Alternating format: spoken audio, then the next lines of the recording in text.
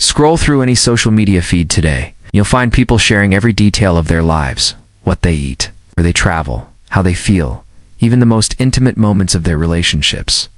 Some post multiple times a day, documenting everything from their morning coffee to their late-night thoughts. But have you ever stopped and wondered why? Why do some people feel the constant urge to post everything online?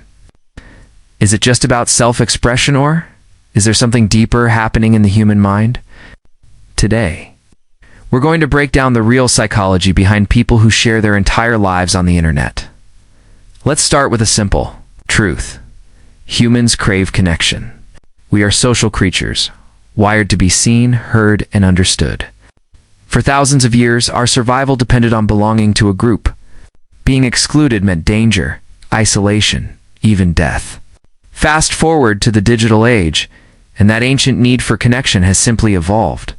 Today's social media, as the tri-band posting online, has become the modern way of saying, I exist, I matter, I belong. Psychologists refer to this as social validation theory. It's the idea that our sense of self-worth becomes tied to how others perceive us.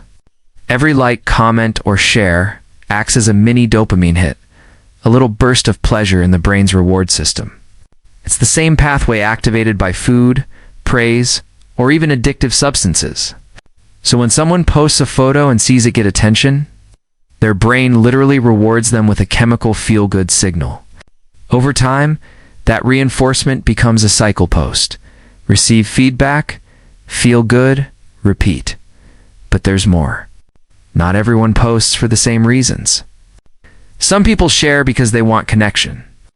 Others post to control how they're seen. And for many, it's a mix of both. Let's look at the first type. The validation seeker. These are people who feel unseen or undervalued in their offline lives. Maybe they're not getting enough attention from their family, friends, or partner, so they turn to the internet to fill that emotional void. Every like becomes proof that they're valued. Every comment becomes reassurance that they matter. Psychologically, this is called external validation, the need for others. Approval to feel secure in yourself? Then there's the curated self-presenter. This person treats their profile like a highlight reel, carefully edited version of their life designed to impress. They might not post constantly, but when they do, it's polished, aesthetic, and intentional. Their goal is image control, projecting the version of themselves they want others to believe. Underneath, there's often a fear of inadequacy. The curated feed becomes a shield that hides insecurity. They're not lying, they're performing next. We have the oversharer. This is the person who posts everything, every emotion, every frustration, every personal story. They might overshare because they crave empathy or because social media has become their main outlet for processing feelings. Psychologists call this emotional dumping, a way to release emotional tension through public expression. The problem is, oversharing can create a false sense of intimacy. People may feel connected to you online, but it's not the same as real, reciprocal closeness. There's also the performer personality. These people use posting as a stage. They thrive on attention, reactions, and visibility. For them, social media isn't just a place, it's an audience. Their posts are less about connection and more about performance. This often ties to narcissistic traits, a strong need to be admired and seen as special. But contrary to popular belief, not all narcissistic posting comes from arrogance. Sometimes it's a defense mechanism for deep insecurity. They post not because they're full of themselves, but because they fear being forgotten. Now, let's get deeper. Social media doesn't just amplify behavior, it reshapes it. Studies have found that people who post constantly often experience what's called impression management fatigue. That's the mental exhaustion of always having to look happy, successful, or interesting. It's like living your life with a camera pointed at you 24/7. Over time, it can blur the line between reality and performance. You start asking yourself, do I actually enjoy this moment, or am I just trying to capture it? And that's one of the hidden psychological traps of oversharing. It subtly disconnects you from the present. When your mind is always thinking about how something will look online, you stop fully living it offline. You're experiencing life as content. It's not as reality. But here's where it gets really interesting. Constant posting isn't always about attention. For some, it's about control. When people feel uncertain or powerless in their real lives, sharing online gives them a sense of agency. This is my story, my narrative, my voice. It's a way of reclaiming control in a world that often feels chaotic. Posting becomes their anchor, the one thing they can control, when everything else feels unpredictable.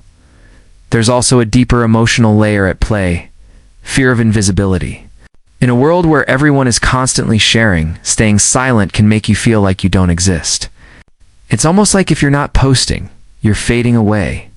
This is what psychologists call social comparison anxiety. You see others sharing their lives, traveling, achieving, celebrating, and subconsciously you fear being left behind. So you post to stay visible, to say I'm still here too. But here's the paradox. The more we post to connect, the more disconnected we often feel. Because likes and comments can't replace real human intimacy. They provide quick hits of validation, but not long-term emotional nourishment.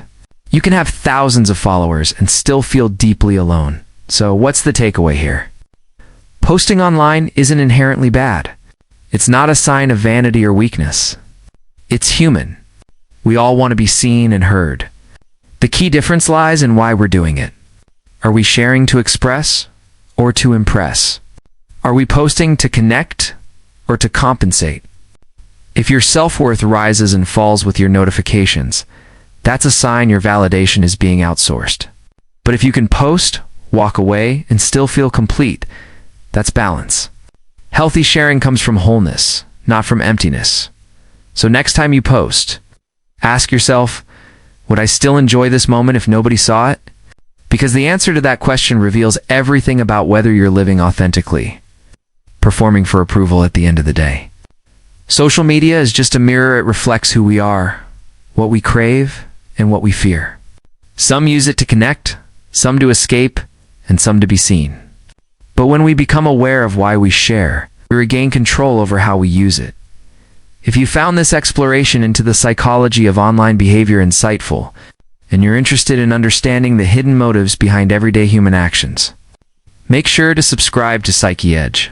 Join a community that digs deep into the real human mind, why we do what we do, what drives us, and how to see ourselves with more clarity. Awareness and emotional intelligence.